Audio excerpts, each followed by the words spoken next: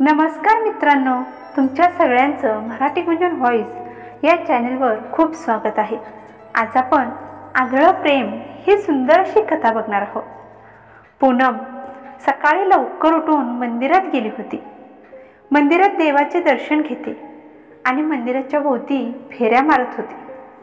मंदिराच्या भोवती फेऱ्या मारून झाल्यानंतर गुरुजी तिला प्रसाद देतात। प्रसाद घेतल्यानंतर ती घरी जायला निघते। पूनम दिसायला तर खूप सुंदर होती, पण तिच्यामध्ये एक प्रॉब्लेम होता, तो म्हणजे तिला दिसत नव्हतं। एका ॲक्सिडेंटमध्ये ती आंधळी झाली होती। तिची परिस्थिती पण एवढी नव्हती की ती डोळ्यांचं ऑपरेशन करू शकेल। तिला हे सुंदर जग बघण्याची खूप इच्छा होती। दररोज न चुकता ती मंदिरात यायची। एक दिवस मंदिरात एक मुलगा आला होता। पूनम देवाचे दर्शन घेतल्यानंतर मंदिराच्या भोवती फेऱ्या मारत होती। तेव्हा पूनम धडपडते आणि खाली पडणार तेवढ्यात तो मुलगा तिला सावरतो आणि तिला ओरडतो की तुला बघून चालता येत नाही का, पडली असतीस तर। तेव्हा मंदिरातून गुरुजी पळत येतात आणि त्या मुलग्याला बोलतात की तिला दिसत नाही, ती आंधळी मुलगी आहे। तेव्हा त्याला तिच्याकडे बघून कसं तरी वाटतं। एवढी सुंदर दिसणारी मुलगी डोळ्याने आंधळी आहे, तिला हे जगच दिसत नाही। पूनम त्या मुलग्याला सॉरी बोलते। त्या दिवसानंतर तो मुलगा तिच्या आसपास राहू लागला होता, नकळत तिची मदत सुद्धा करू लागला होता। पूनमला ही गोष्ट माहीतच नव्हती।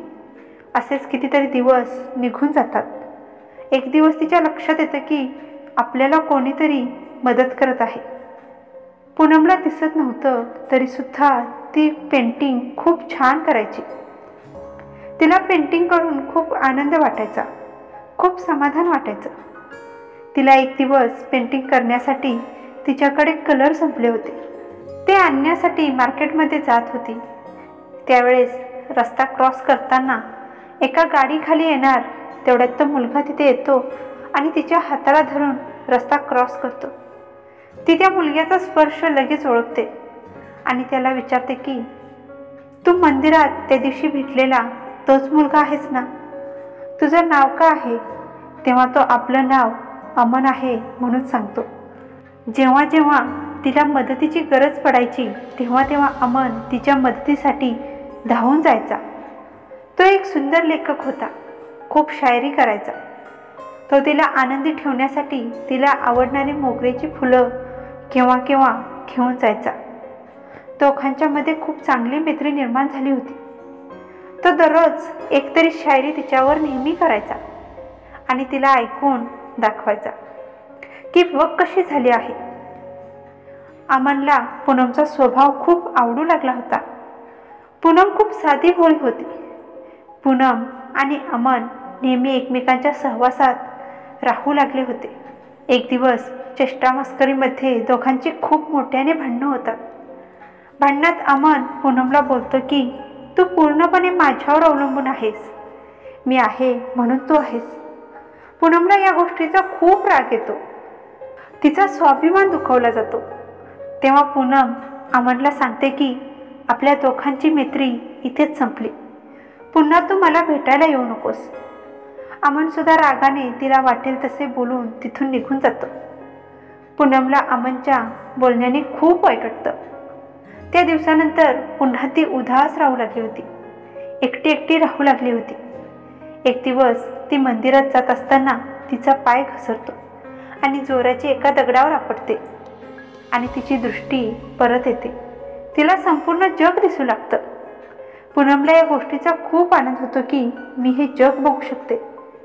घरी जाताना वाटेत तिला एक मुलगा जखमी अवस्थेत पडलेला दिसतो। तेव्हा ती जाते आणि त्याला बोलते की तुला काय झालं आहे, एवढं कसं काय लागलं। त्याच्यावरती औषध उपचार करण्यासाठी पूनम त्या मुलग्याला हॉस्पिटलमध्ये घेऊन जाते। बरेच दिवस हॉस्पिटलमध्ये त्याच्यावर उपचार चालतात। पूनम त्या मुलग्याला दररोज भेटण्यासाठी हॉस्पिटलमध्ये जायची। तो मुलगा तिला भेटल्यापासून तिच्याशी एक शब्दसुद्धा बोलला नव्हता। पूनम बऱ्याच वेळा त्याला विचारायची की तू कोण आहेस, तुझं नाव काय आहे आणि तुला एवढं कसं काय लागलं, पण तो मुलगा काहीच बोलायचा नाही, फक्त शांत बसायचा। तो मुलगा पूर्णपणे बरा झाल्यानंतर त्याला डिस्चार्ज मिळतो. तो पूनमला न सांगताच आपल्या घरी निघून जातो. पूनम त्याला भेटण्यासाठी हॉस्पिटलमध्ये येते. तेव्हा तिला समजतं की तो मुलगा केव्हाच आपल्या घरी गेला आहे. तिला समजतच नाही की हा काय वेडा मुलगा आहे, न सांगताच घरी निघून गेला. ती हॉस्पिटलमधून त्याच्या घरचा पत्ता मिळवते आणि त्याच्या घरी त्याला भेटण्यासाठी जाते. ती त्याच्या घरी जाते तेव्हा तो मुलगा आतमध्ये काहीतरी लिहित बसला होता. त्याचे लक्ष नव्हतं. ती दारातूनच आवाज देते, आत येऊ का? तेव्हा तो बोलतो की कोण आहे, कोण पाहिजे तुम्हाला? त्याचा हा आवाज ऐकताच पूनम त्याला एका सेकंदात ओळखते. तो दुसरा तिसरा कोणी मुलगा नसून तो अमनच होता. पूनम अमनला आवाज देते, अमन.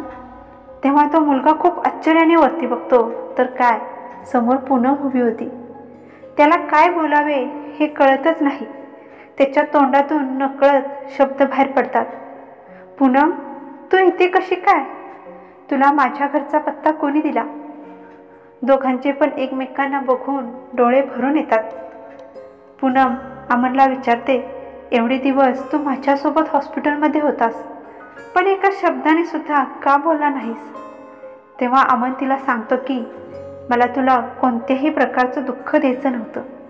त्यासाठी मी तुझ्यासोबत एक शब्दसुद्धा बोललो नाही.